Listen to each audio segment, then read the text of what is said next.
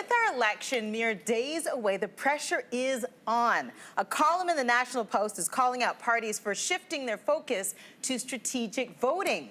The writer says casting a ballot against a party instead of for a leader they support hurts us all. So let's get into it, ladies. What do we think about this? Let's go right to voting or no? Right to Facebook. Dana says voters in prairie provinces are ignored in this election and past ones. I voted strategically in 2015, but not this time. I voted by closing my eyes and letting the pencil land on a party. No. Really? Wow. Dana, is that like she's being metaphorical. She's being metaphorical, like, yeah, I let my heart choose. Maybe that's what, or maybe she's not. Maybe it's just I don't want to put words in your mouth. Oh my gosh! I don't want to put words in your mouth. I know for me, I don't like the idea of strategic voting, but I think I kind of did it this year. I did advanced voting, and I sat in the car outside the polling station, and I was on my phone looking up the candidates in my riding and reading about them. And there were two who were pretty much like, oh, you sound nice, you sound good, like good work. I could get behind either one of you.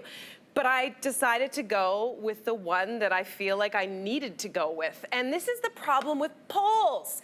Polls are driving me up a wall because I feel like I was checking them in, and when it's a tight race, I think you end up going into strategy as opposed to your heart. And I don't think that's good for anyone. I really don't. But you know what? I did the exact same thing. I did because it is so very tight and every vote counts, especially now. And I looked at the pros and I looked at the cons and I thought, okay, one person has more pros than cons, and I went with it, you know, I absolutely. But I will say there is something to be said for the heart. A couple elections back, maybe more than that, I actually voted for a candidate. I had never even voted for that party before, but I really felt that candidate was saying things that spoke to me personally, like the direction that person had for the country, and voted that way. Is it because the stakes weren't as high that you were able to That's exactly it. That's exactly it. But you're right. The polls and seeing how tight the race is, I absolutely did. The strategic voting just doesn't feel like a healthy democracy.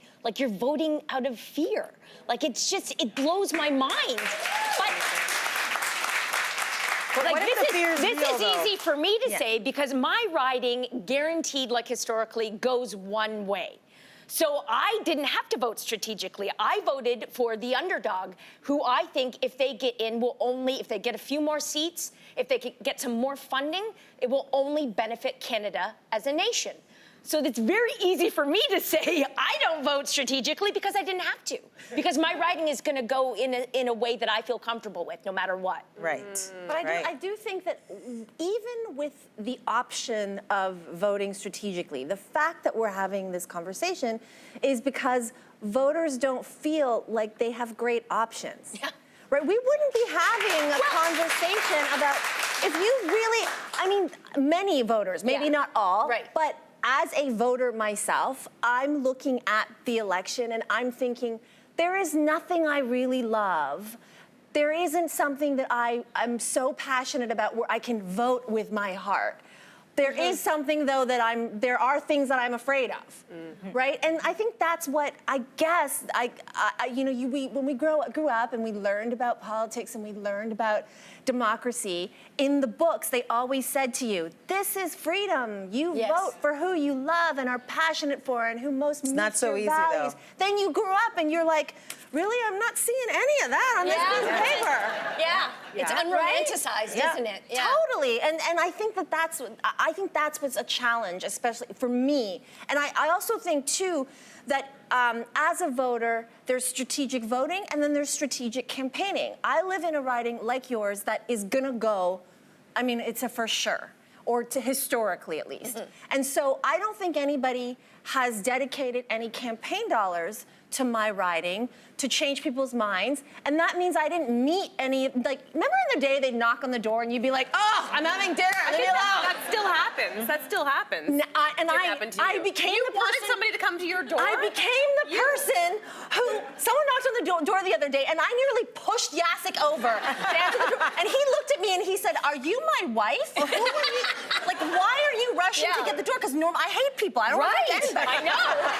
And I said, I want to see if it's a candidate. I've never met the candidate or the candidates. I want them to talk to me. I want them to woo me. Yeah. I want to be charmed and courted. They didn't have a Nobody's need. courting me. Yeah, they didn't feel they needed to. I am in the corner. Nobody wants to ask me to dance. All right. And I think that's a strategy that is making a lot of people feel like they've lost touch with it as well. Okay.